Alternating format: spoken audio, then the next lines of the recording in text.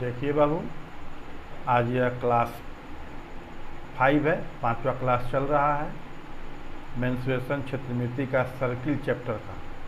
ठीक है, इसमें फर्स्ट क्वेश्चन है, यदि किसी वृत्त की त्रिज्या 2r हो, वृत्त की त्रिज्या 2r हो, 2r हो, तो उसकी परिधि निम्नांकित में से कौन सी होगी। 4 ऑप्शन दिया हुआ है। फर्स्ट में है पाई आर, सेकेंड में 2 पाई आर, थर्ड में 4 पाई आर और 4 नंबर में हाफ पाई आर, और त्रिज्या दी हुई है 2r।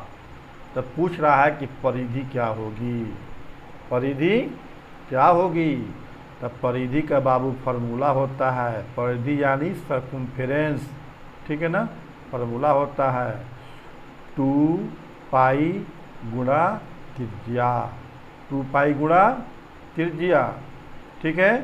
2 हो गया, पाई हो गया, और त्रिज्या जो है, तो त्रिज्या का वैल्यू दिया यहाँ पर 2r, त्रिज्या का वैल्यू दिया यहाँ पर 2r, तो यहाँ पर 2r लिख देंगे। ठीक है, कितना हो जाएगा, 2 दूना 4 पाई r। ठीक है बाबू, अब देखिए कौन सा आंसर हो रहा है, तो थर्ड नंबर आंसर हो रहा है। क्या हो रहा है इसमें, थर्ड नंबर आंसर हो रहा है 4 पाई r।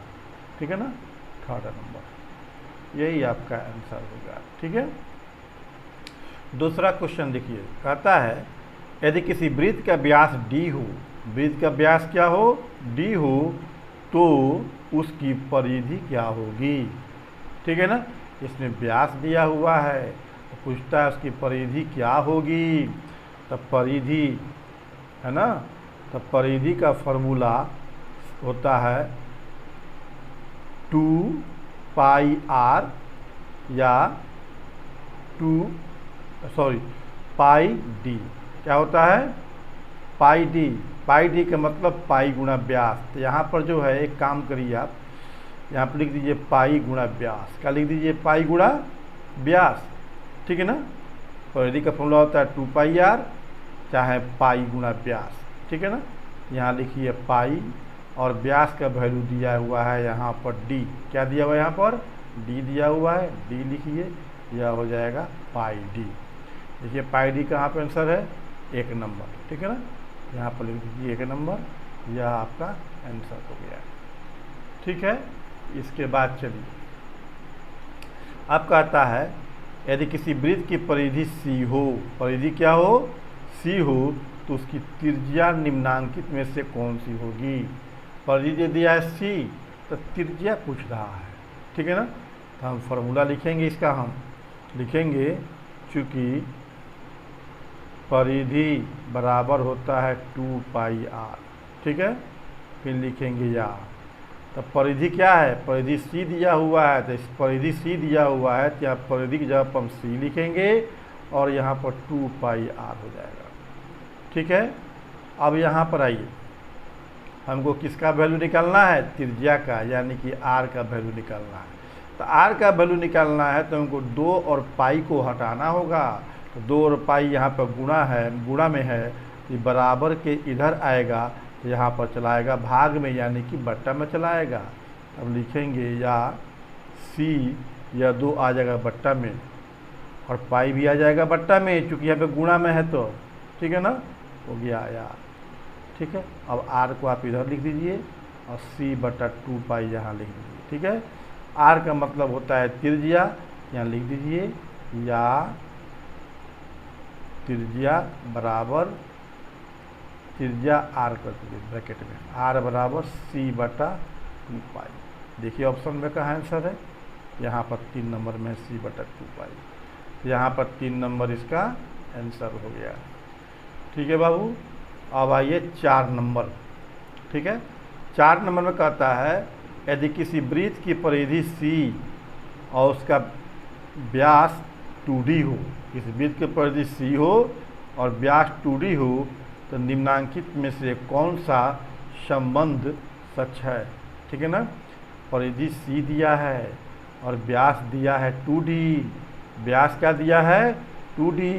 तो हम लिखेंगे यहाँ पर फार्मूला, चूँकि परिधि बराबर होता है पाई गुणा व्यास। क्या होता है, पाई गुणा व्यास होता है।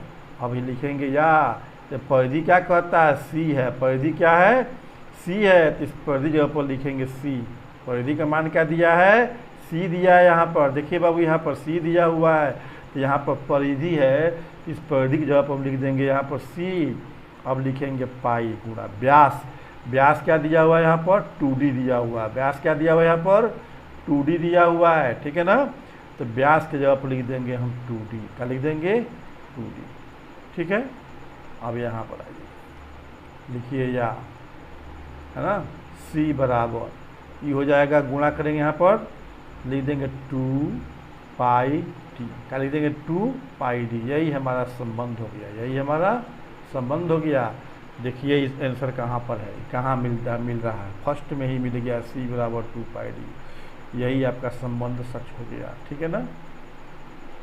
अब आगे आइए, कहता है किसी वृत्त की परिधि होगी यदि इसकी त्रिज्या आर है। त्रिज्या क्या है, आर है, सिंपल सी बात है। परिधि का फॉर्मूला क्या होता है, परिधि का फॉर्मूला होता है 2 गुणा पाई गुणा त्रिज्या, ठीक है।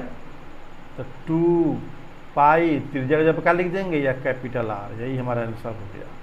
लिख देंगे 2 पाई आर, ठीक है ना, यही हमारा आंसर हो जाएगा। वृत्त की परिधि 2 पाई आर होगी, त्रिज्या यदि कैपिटल आर है, ठीक है ना। अब कहता है दो वृत्तों की त्रिज्याओं का अनुपात 4:9 है। 2 गो वृत्त है, ठीक है ना, इनके त्रिज्या का अनुपात दिया है 4:9। तो कहता है इनकी परिधियों का अनुपात निकालिए। क्या कहता है, इनके परिधियों का अनुपात निकालिए। बिल्कुल आसान सवाल है। 2 वृत्त है, तो हम मान लेंगे कि पहले वृत्त की त्रिज्या r1 है, दूसरे वृत्त की त्रिज्या r2 है, ठीक है ना। लिखेंगे माना कि पहले वृत्त की त्रिज्या बराबर r1, ठीक है, तथा दूसरे वृत्त की त्रिज्या बराबर r2 हो गया। लेकिन यहाँ पर त्रिज्याओं का अनुपात दे दिया है 4:9, ठीक है ना। तो लिखेंगे यहाँ पर प्रश्न से, है ना, r1 अनुपात r2 बराबर 4:9, ठीक है। कोई दिक्कत इसमें, दिया है 4:9 दिया ना, 2 वृत्त की त्रिज्या का, तो हम लिख दिए पहली वृत्त की त्रिज्या अनुपात दूसरी वृत्त की त्रिज्या बराबर 4:9। इसको इस ढंग से भी लिख सकते हैं बाबू, या r1 बटा r2 बराबर 4/9, ठीक है ना। यहाँ पर हमको एक चीज़ मिल गया, r1 बटा r2 बराबर 4/9, ठीक है ना। अब यहाँ पर कहता है कि परिधियों का अनुपात निकालिए। परिधियों का अनुपात निकालिए, तो यहाँ लिखेंगे हम पहले वृत्त की परिधि, ठीक है ना, पहले वृत्त की परिधि बटे दूसरे वृत्त की परिधि। इस परिधि को आप C1 मान लीजिए और इसको मान लीजिए C2, ठीक है ना। तो पहले वृत्त का फॉर्मूला क्या होगा, 2 पाई r1, इसका होगा 2 पाई r2, ठीक है ना। पहले वृत्त की परिधि क्या होगा, 2 पाई r1, चूँकि पहले वृत्त की त्रिज्या r1 है, दूसरे वृत्त का होगा 2 पाई r2, इसकी त्रिज्या r2, इसलिए हम r2 लिख दिए, ठीक है ना। पाई से पाई खत्म, 2 से 2 खत्म, पाई से पाई खत्म, ये बच गया r1 बटा r2। तो r1 बटा r2 का वैल्यू यहाँ पर आया है 4:9, ठीक है ना। कोई दिक्कत इसमें, कोई दिक्कत नहीं। पहले वृत्त की परिधि लिख दिए 2 पाई r1, दूसरे वृत्त की परिधि लिख दिए 2 पाई r2, 2 से 2 कट गया, पाई से पाई कट गया, बच गया हमारा r1 बटा r2, तो r1 बटा r2 लिख दिए। और r1 बटा r2 का यहाँ पर मान आया हुआ है 4/9, 4/9 लिख दिए। इसको इस ढंग से भी लिख सकते हैं, या C1 बटा C2 है, इसको C1 अनुपात C2 लिख देंगे, और इसको लिख देंगे 4:9। यही हमारा इसका आंसर हो गया, परिधि का अनुपात 4:9। देखिए कहाँ पर है बाबू, यहाँ 2 नंबर में है। या 2 नंबर इसका आंसर हो गया। ठीक है, अब आइए, अब कहता है उन वृत्तों की परिधि ज्ञात कीजिए जिनकी त्रिज्याएं निम्नांकित है। उन वृत्तों की परिधि ज्ञात कीजिए जिनकी त्रिज्याएं निम्नांकित है, यानी वृत्त की परिधि बताना है और त्रिज्या यहाँ पर दिया हुआ है 14 सेंटीमीटर। ठीक है ना, यहाँ पर दिया हुआ है 21 सेंटीमीटर, फिर दिया हुआ है 42 मीटर, फिर दिया है 4 में 2.8 मीटर। तो हम यहाँ पर जो दशमलव वाला है इसको बना दे रहे हैं, बाकी आप लोग अपने घर पर बनाइएगा। त्रिज्या यहाँ दिया हुआ है, इसको लेकर हम दशमलव वाला बना दे रहे हैं। ठीक है ना, 4 नंबर लिखेंगे, दिया है कि वृत्त की त्रिज्या r बराबर 2.8 मीटर, 2.8 मीटर। ठीक है ना, तो वृत्त की परिधि बराबर वाट। ठीक है ना, क्या पूछ रहा है, परिधि लिख दिए, तो वृत्त की परिधि बराबर वाट। हम 4 नंबर बना रहे हैं, तो 4 नंबर में त्रिज्या कितना है, 2.8 मीटर है, तो हम लिख दिए, दिया है कि वृत्त की त्रिज्या r बराबर 2.8 मीटर, तो वृत्त की परिधि बराबर वाट। यहाँ पर लिखेंगे, चूंकि परिधि बराबर फॉर्मूला होता है 2 पाई r। ठीक है ना, लिख दिए, 2 लिख दिए, फिर 2 पाई का वैल्यू हो गया 22/7। इस पाई का वैल्यू कितना हो गया, 22/7 हो गया, गुणा यह हो गया 2.8 मीटर, त्रिज्या का मान हो गया। ठीक है, अब यहाँ पर आप आइए, देखिए 2 गुणा 22/7, यह 2.8 है, तो दशमलव हटा दीजिए, तो दशमलव हटाएंगे तो इसके बदला में 1, और दशमलव के बाद में 1 अंक है, तो यहाँ पे 1 0, यहाँ लिख देंगे मीटर। ठीक है ना, आप 7 से कटाएंगे, 7 चौका 28 कट गया। अब इस 10 को नहीं कटाएंगे, 10 को ऐसे ही छोड़ देंगे। ठीक है ना, अब यहाँ पे इसमें 2 में 22 में 4 में गुणा करेंगे। ठीक है ना, तो गुणा करो, 22 दूना 44, 44 में 4 से गुणा करो, 4 चौका 16 को 86 ले 1, 4 चौक 16 1 17 बटा 10 मीटर। अब 10 से इसमें भागा दे देंगे, ये हो जाएगा आपका 17.6 मीटर। यही हमारा आंसर हो गया, यही हमारा आंसर हो गया। इसमें 4 में बना दिए हैं, दशमलव में था इसलिए बना दिए हैं, बाकी इसको आप इसी तरह से यहाँ पर r के जगह पर हम रखेंगे 2.8, तो फर्स्ट में लिखिएगा 14 यहाँ पर, सेकेंड में यहाँ पर लिखिएगा 21, और थर्ड बनेगा तो यहाँ पर लिखिएगा 42 मीटर। ठीक है ना, ऐसे आपका ही बन जाएगा। ठीक है, अब कहता क्या है यहाँ पर, उन वृत्तों की परिधि ज्ञात करिए जिनके व्यास निम्नांकित हैं। यहाँ पर फिर 4 क्वेश्चन दिया हुआ है। फर्स्ट में 35 सेंटीमीटर व्यास है, सब दिया हुआ है, व्यास सब क्या दिया हुआ है, व्यास दिया हुआ है। फर्स्ट में 35 सेंटीमीटर, सेकेंड में 63 सेंटीमीटर, फिर यहाँ पर थर्ड में 4.2 मीटर, और 5 में 2.1 मीटर, ये सब व्यास है। तो कहता है परिधि बताइए, क्या बताइए, परिधि बताइए। थर्ड नंबर बता दे रहे हैं, दशमलव में है, बाकी इसको आप अपने से बनाइएगा। ठीक है ना, तो हम लिख रहे हैं यहाँ पर, दिया है कि वृत्त का व्यास d बराबर 4.2 मीटर, तो यहाँ कहता है परिधि ज्ञात कीजिए, लिखेंगे तो परिधि बराबर वाट। ठीक है ना, परिधि बराबर वाट यहाँ लिखेंगे, चूंकि परिधि बराबर व्यास दिया हुआ, तो व्यास के लिए हो जाएगा फॉर्मूला पाई d, पाई गुणा व्यास, पाई गुणा व्यास। त्रिज्या दिया रहेगा तो लिखेंगे 2 पाई r, यानी 2 पाई गुणा त्रिज्या। व्यास दिया रहेगा तो लिखेंगे पाई गुणा d, यानी पाई गुणा व्यास। ठीक है ना, पाई का मान कितना होता है, 22/7। इस पाई का मान कितना होता है, 22/7, गुणा व्यास d कितना है, 4.2 मीटर। ठीक है ना, आगे आइए, 22/7, 4.2 है, दशमलव हटाएंगे तो इस दशमलव के बदला में यहाँ पे 1 रहेगा, इसके बाद 1 0 है तो यहाँ पे 0 लगा देंगे, दशमलव बाद 1 अंक है तो उसके लिए 1 0 लगाएंगे। 2 अंक रहता तो 2 0 लगाते, 3 अंक रहता तो 3 जीरो लगाते। ठीक है बाबू, यहाँ मीटर है तो मीटर लिख दीजिए। अब 7 से जो है यह 42 कट जाएगा 6 मर्त में। कितना कटेगा? 6 मर्त में कट जाएगा। अब 6 से 22 में गुणा करो, 6 दूना 12 के 2 हासिल 1, 6 दूना 12 1 13। ठीक है बाबू, बटा 10 मीटर। 10 से इसमें भागा देंगे, ये हो जाएगा 13.2 मीटर। यही आंसर हो गया।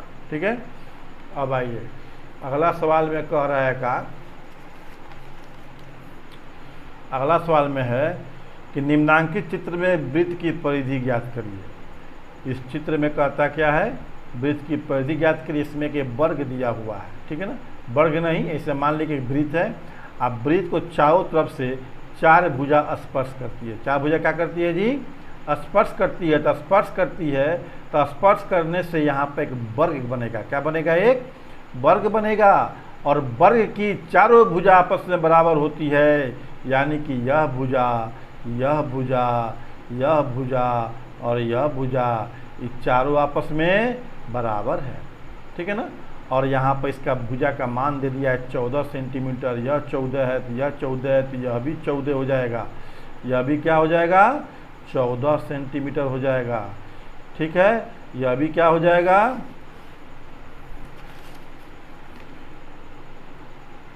14 सेंटीमीटर हो जाएगा। ठीक है बाबू, अब आइए यहाँ पर, यहाँ तक समझ गए। अब यहाँ पे खूब ध्यान से बात सुनिए। यह जो लाइन है, यह जो लाइन है वृत्त को यहाँ पर स्पर्श करती है, यह लाइन यहाँ पर स्पर्श करती है। इस दोनों स्पर्श बिंदु को मिला देंगे तो यह वृत्त के केंद्र से होकर जाएगी। वृत्त के केंद्र से होकर जाएगी। यह वृत्त का केंद्र हो गया। ठीक है ना, यह वृत्त के केंद्र से होकर जाएगी। ठीक है, जब वृत्त के केंद्र से होकर जाएगी तो यहाँ पर ही 90 डिग्री बनाएगा, यहाँ पर ही भी 90 डिग्री बनाएगा। ठीक है ना, यानी कि यह इस पर परपेंडिकुलर होगा, इस लाइन पर, और यह जो है इस पर परपेंडिकुलर होगा। परपेंडिकुलर मीन्स लंब होगा इस पर। ठीक है ना, लंब होगा तो ऑटोमेटिकली जब यह पहले से वर्ग था तो यह क्या हो जाएगा? एक आयत हो जाएगा। यह क्या हो जाएगा? आयत हो जाएगा। तो यह 14 सेंटीमीटर है तो यह भी हो जाएगा 14 सेंटीमीटर। यह भी क्या हो जाएगा? 14। क्या कि आयत के आमने सामने की भुजा बराबर होती है, तो इसलिए यह भुजा इसके बराबर होगी और यहाँ से यहाँ तक इसके बराबर होगी। ठीक है बाबू, अब तो हमको वृत्त का व्यास निकल गया। और जब वृत्त का व्यास निकल गया तो हमको परिधि भी मालूम चल जाएगा। क्या मालूम चल जाएगा? परिधि भी मालूम चल जाएगा।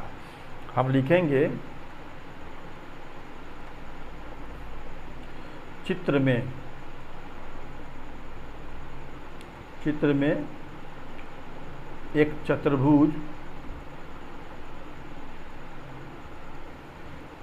एक वृत्त को है ना, बाह्यतः एक चतुर्भुज की भुजाएं, एक चतुर्भुज की चारों भुजाएं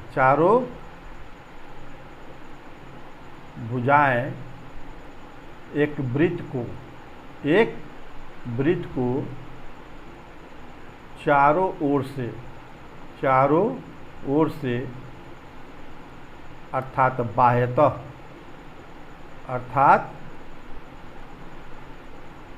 बाह्यतः मीन्स बाहर से, बाह्यतः स्पर्श करती है ना, और इस चतुर्भुज की प्रत्येक भुजा 14 सेंटीमीटर है। इस चतुर्भुज की प्रत्येक भुजा यहाँ पर कितना है जी? 14 सेंटीमीटर। प्रत्येक मीन्स यह भी 14 होगा, यह भी 14 होगा, यह भी 14 होगा और यह भी 14 होगा। ठीक है ना, कोई दिक्कत? इसलिए वृत्त का व्यास जो है इस चतुर्भुज की एक भुजा के बराबर होगी। ठीक है ना, वृत्त का व्यास बराबर लिखेंगे